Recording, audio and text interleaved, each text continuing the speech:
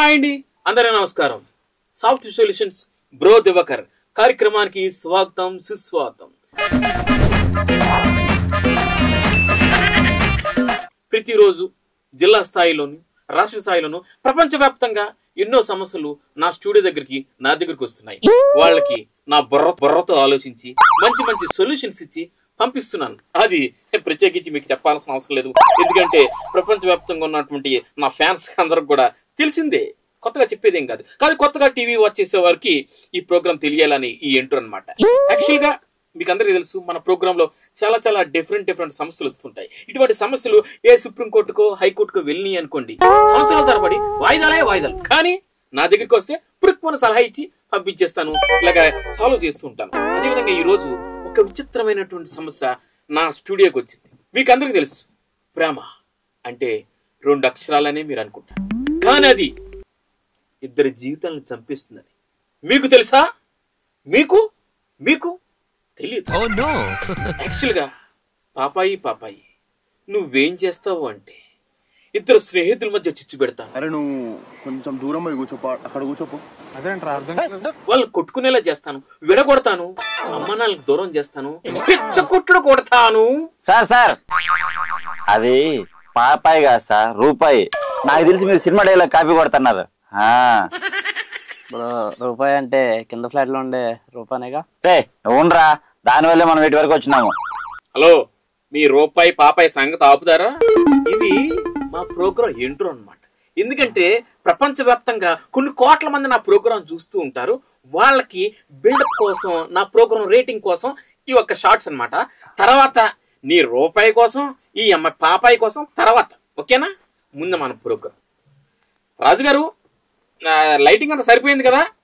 Last episode కొంచెం dull అయిందండి, చూసుకోండి. క్లోజులు అవి బాగా జాగ్రత్తగా చూసుకోండి. అర్థమవుతుందా? మీ సెల్ఫీలు ఆపండి సార్, మా మీద ఫోకస్ చేయండి. రేటింగ్ ఎందుకు రాదు నేను చూస్తాను. కొత్త కుర్రోడు కొంచెం, అంటే లేత కుర్రోడు అనమాట, కొంచెం ఫోకస్ అది ఎక్కువ పెట్టండి. క్లోజులు 2 వేసుకోండి. నాకు మాత్రం ఫుల్ గా లైటింగ్ ఉండాలి. ఏం మాట్లాడతాడు? హాయ్ అండి, మీ బ్రో దివాకర్. సార్ మాకేదో సొల్యూషన్ ఇస్తానని పిలిపించినారు, టైం అవుతుంది, ఇస్తే. ఏమంటే రాజు గారు, వీళ్ళు చెప్తే వినిపించుకోరండి.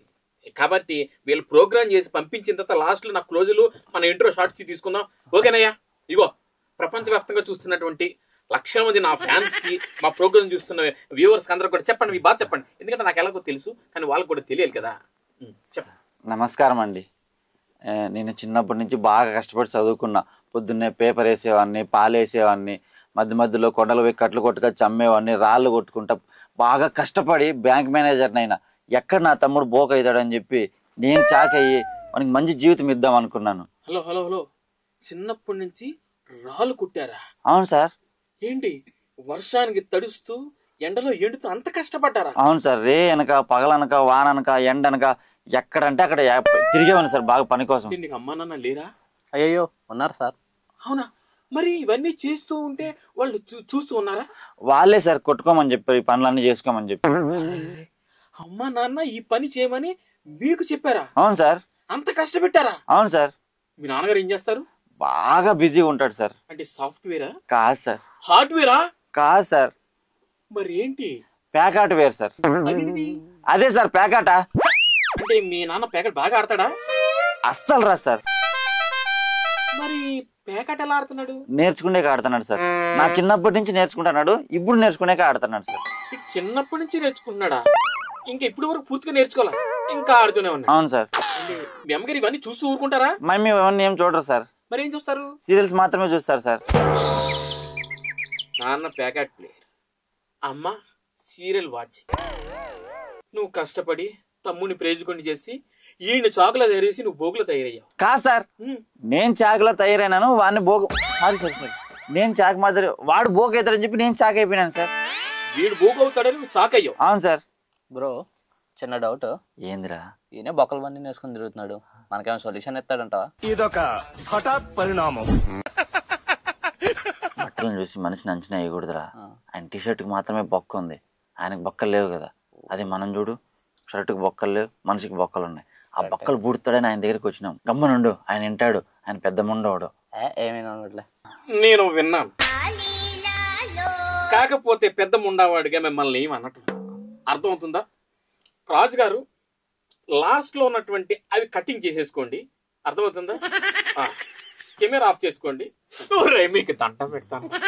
నన్నేమని అనాలనుకుంటే, మనసులో నా మీద గజ్జి ఉంటే బయటికి వెళ్ళి అనుకోండిరా, ఇక్కడ మాత్రం వద్దు. ఎందుకంటే కెమెరా ఆన్ ఉన్నాయి, స్టాఫ్ అందరూ చూస్తారు, పరువు పోతుంది, అర్థమవుతుందా? అండి ఎక్కడికి? బయటికి సార్, మీరే బయటికి వెళ్ళి తిట్టుకోమన్నారు కదా. వీడికి ఇంకా కుర్రతనం పోలేదు. అందుకే కదా సార్ మీ దగ్గరికి తీసుకొచ్చిన బుద్ధి చెప్తారని. రాజు గారు కెమెరా ఆన్ చేసుకోండి సార్. ఇప్పుడు లైటింగ్ కూడా పెట్టుకోండి. నా పేరు రాఘవేంద్ర అండి, అందరూ రాఘవ అంటారు. ఈయన నా తమ్ముడు రాజేష్. చిన్నప్పటి నుంచి ఈయన ఎట్లా పెంచినానో తెలుసా? నేను ఎండలో కష్టపడి వాడిని నీడ కూర్చోబెట్టిన, నేను సద్దన్నం తిని వానికి ఉడికన్నం పెట్టిన, నేను నీళ్లు తాగి వానికి పాలు తాగిపించిన, వాన్ వస్తే నేను నానిపోయి వానికి గొడుగు ఇచ్చిన. నిజమే సార్, సోడా రాత తాగిపించి రావు తాగేసాడు సార్. రేయ్ ఇవన్నీ ఆయన ముందర చెప్పకూడదు, మన పర్సనల్. ఆయన చూసినావా మోద్ దిక్కుండా రామన్ దాగా అని మాదిరి ఉన్నాడు. ఇప్పుడు పార్టీ అడిగితే నువ్వు ఇస్తావా? నేను విన్నాను. రాజుగారు కెమెరా ఆఫ్ చేసుకోండి సార్. మీకు దండం పెడతాను. అసలు ఏమనిపిస్తుండ్రా మీకు? నా మొహం చూస్తుంటే కనీసం కూల్ డ్రింక్ కూడా సరిగ్గా తాగండ్రా, అటువంటిది ఏం తీసి మాట్లాడుతున్నారా? ఏంటి మోత తీయకుండా రా కొట్టేయడమా? మనిషి అన్నవాడు మోత తీయకుండా మంతు అవుతాడరా? రే మీకేమైనా నా మీద గజ్జి ఉంటే, పర్సనల్ ఇది ఉంటే ఒక అరగంట టైం ఇస్తాను, బయటికి వెళ్ళి తిట్టుకోండి, అర్థమవుతుందా? ఎక్కడికి రా? అదే సార్, అరగంట టైం ఇచ్చారు కదా సార్. నా ఎదురుగా తిట్టేసుకుంటారా? రే ఎక్కడి నుంచి పట్టుకొచ్చారా? నీకు బాగా ఆరాటం ఎక్కువ ఉన్నట్టుంది. పోరాటం కూడా ఎక్కువే సార్. తగ్గిస్తా, ఆ పోరాటం ఏదో తగ్గిస్తా.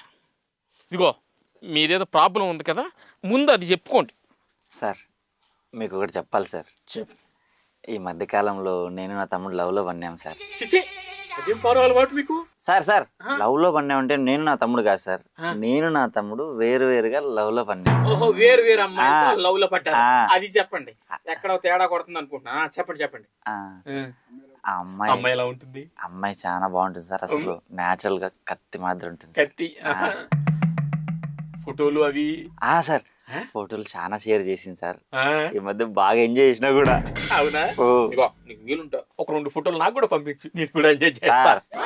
బ్రో ఇదేంటి ఇంత కక్కుతులో ఉన్నాడు? మనలో ఎవరు ఫోటోస్ అడుగుతుంది?